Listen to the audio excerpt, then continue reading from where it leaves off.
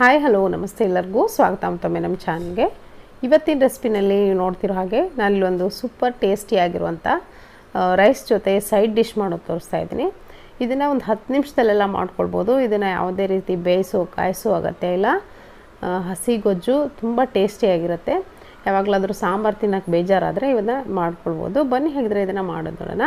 ನಾನಿಲ್ಲೊಂದು gas ಮೇಲೆ ಒಂದು ಗ್ರಿಲ್ಲನ್ನು ಇಟ್ಕೊಂಡಿದ್ದೀನಿ. ಇದ್ರ ಮೇಲ್ಗಡೆ ಒಂದು ಮೀಡಿಯಮ್ ಸೈಜ್ದು ಮಾವಿನಕಾಯನ್ನು ಇಟ್ಕೊಂಡಿದ್ದೀನಿ. ಇವಾಗ ಮಾವಿನಕಾಯಿ ಸೀಸನ್ ಆಗಿರೋದ್ರಿಂದ ಸುಲಭವಾಗಿ ಸಿಗುತ್ತೆ ಮಾರ್ಕೆಟ್ನಲ್ಲಿ. ಹಾಗೆ ಒಂದು 2 ಹಸಿಮೆಣಸಿನಕಾಯಿ, ಹಾಗೆ ಒಂದು ಗೆಡ್ಡೆ ಬೆಳ್ಳುಳ್ಳಿ ಕೂಡ ಇಲ್ಲಿ ನಾನು ಡೈರೆಕ್ಟ್ ಫ್ಲೇಮ್ ಮೇಲೆ ಸುಡ್ತಾ ಇದ್ದೀನಿ.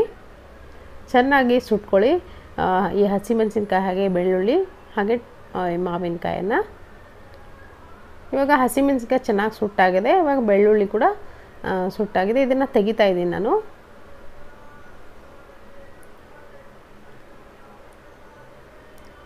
ಇದೇ ಥರ ಈ ಮಾವಿನಕಾಯಿ ಕೂಡ ಪೂರ್ತಿಯಾಗಿ ಮೇಲ್ಗಡೆ ಸಿಪ್ಪೆ ಏನಿದೆ ಚೆನ್ನಾಗಿ ರೋಸ್ಟ್ ಆಗಬೇಕು.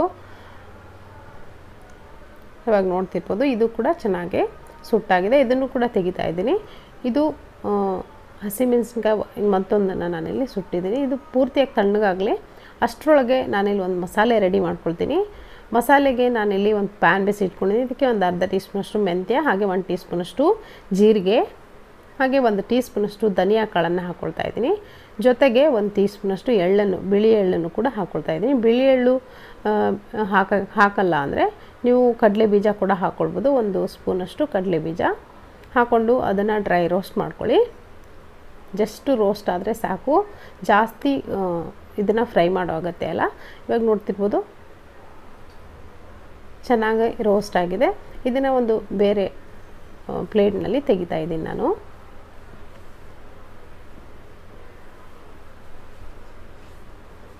ಸೊ ಇವಾಗ ಇದನ್ನು ಒಂದು ಮಿಕ್ಸರ್ ಜಾರ್ಗೆ ಹಾಕ್ಕೊಂಡು ನುಣ್ಣಗೆ ರುಬ್ಕೊಳ್ಳೋಣ.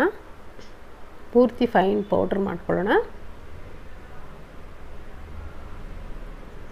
ತುಂಬಾ ಟೇಸ್ಟಿಯಾಗಿರುವಂಥ, ದಿಢೀರಾಗಿ ಆಗುವಂಥ ಒಂದು ಹಸಿ ಗೊಜ್ಜು ಅಂತ ಹೇಳ್ಬೋದು. ಇವಾಗ ಪೌಡ್ರ್ ಆಗಿದೆ. ಇದನ್ನು ಒಂದು ಅದೇ ಪ್ಲೇಟ್ಗೆ ನಾನಿಲ್ಲಿ ತೆಗಿತಾ ಇದ್ದೀನಿ.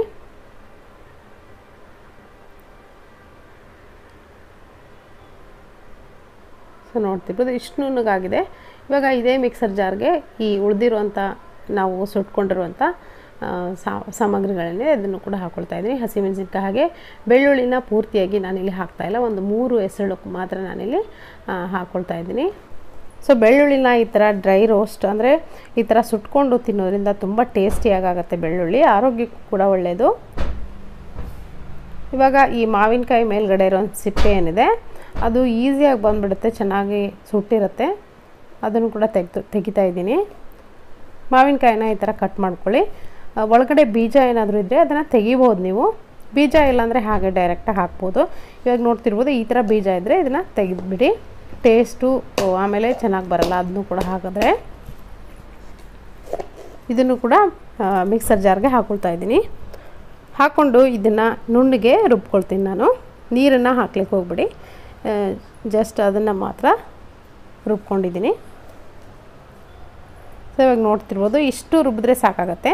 ಪೂರ್ತಿ ನುಣ್ಣಗಾಗಬೇಕಂತ ಏನಿಲ್ಲ, ಸ್ವಲ್ಪ ತರಿಯಾಗಿ ಆದರೂ ಸಾಕಾಗತ್ತೆ. ಇದನ್ನು ಒಂದು ಮಿಕ್ಸಿಂಗ್ ಬೌಲ್ಗೆ ನಾನು ತೆಗಿತಾ ಇದ್ದೀನಿ. ಇದಕ್ಕೆ ಆವಾಗಲೇ ರುಬ್ಕೊಂಡಂಥ ಮಸಾಲೆಯಲ್ಲಿ 1 ಸ್ಪೂನಷ್ಟು ಮಸಾಲೆಯನ್ನು ನಾನಿಲ್ಲಿ ಹಾಕ್ಕೊಳ್ತಾ ಇದ್ದೀನಿ. ಹಾಗೆಯೇ ಮಿಕ್ಸರ್ ಜಾರನ್ನ ಸ್ವಲ್ಪ ನೀರು ಹಾಕ್ಕೊಂಡು ಹಾಕ್ಕೊಳ್ತಾ ಇದ್ದೀನಿ ನಾನಿಲ್ಲಿ. ಇವಾಗ ನಿಮಗೆ ಈ ಹಸಿ ಗೊಜ್ಜು ಅಥವಾ ರಸಮ್ ಅಂತ ಹೇಳ್ಬೋದು. ಇದಕ್ಕೆ ನೀರು ಎಷ್ಟು ಬೇಕೋ ಅಷ್ಟು ನೋಡಿಕೊಂಡು ನೀವಿನ್ನು ಹೆಚ್ಚಿಸ್ಕೊಳ್ಬೋದು. ಎಷ್ಟು ತೆಳುವಾಗಬೇಕು ಅನ್ನೋದು ನೋಡಿಕೊಂಡು ಹೆಚ್ಚಿಸ್ಕೊಳ್ಳಿ.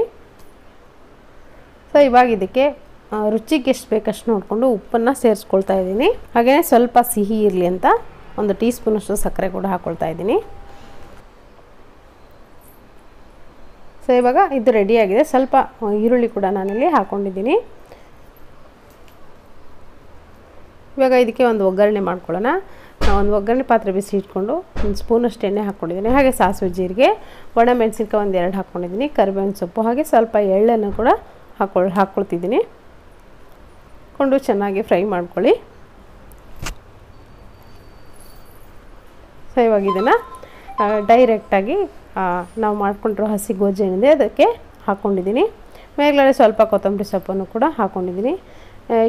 ಇದು ಸ್ವಲ್ಪ ಹುಳಿ ತಿನ್ನೋಕ್ಕೆ ಇಷ್ಟ ಇರೋರು ಇದಕ್ಕೆ ಸ್ವೀಟ್ ಹಾಕುವಾಗತ್ತೆ ಅಲ್ಲ, ಹುಳಿ ಬೇಡ ಅನ್ನೋರು ಸ್ವಲ್ಪ ಸಕ್ಕರೆಯನ್ನು ಅಥವಾ ಬೆಲ್ಲವನ್ನು ಹಾಕ್ಕೊಂಡು ಮಿಕ್ಸ್ ಮಾಡ್ಕೊಳ್ಬೋದು. ನಾನಿಲ್ಲಿ ಸ್ವಲ್ಪ ಸಕ್ಕರೆ ಕೂಡ ಹಾಕ್ಕೊಂಡಿದ್ದೀನಿ. ಮೇಲ್ಗಡೆ ಸ್ವಲ್ಪ ಹಸಿ ಈರುಳ್ಳಿನ ಹಾಕ್ಕೊಳ್ತಾ ಇದ್ದೀನಿ ಸಣ್ಣದಾಗಿ ಕಟ್ ಮಾಡಿಕೊಂಡು.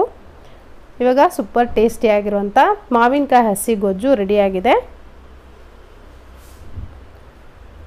ತುಂಬ ಟೇಸ್ಟಿಯಾಗಿರುತ್ತೆ. ನೀವು ಕೂಡ ಒಂದ್ಸರಿ ನಿಮ್ಮ ಮನೆಯಲ್ಲಿ ಮಾಡಿ ನೋಡಿ ಅಭಿಪ್ರಾಯ ತಿಳಿಸಿ. ಇವತ್ತಿನ ಈ ರೆಸಿಪಿ ನಿಮಗೆ ಇಷ್ಟ ಆಗಿದೆ ಅಂದ್ಕೊಳ್ತೀನಿ. ಇಷ್ಟ ಆಗಿದ್ರೆ ಒಂದು ಲೈಕ್ ಒತ್ತೋದನ್ನು ಮರಿಬೇಡಿ. ಹಾಗೆ ನಮ್ಮ ಚಾನಲ್ಗೆ ನೀವು ಸಬ್ಸ್ಕ್ರೈಬ್ ಆಗಿಲ್ವೋ ದಯವಿಟ್ಟು ಸಬ್ಸ್ಕ್ರೈಬ್ ಆಗಿ. Thank you.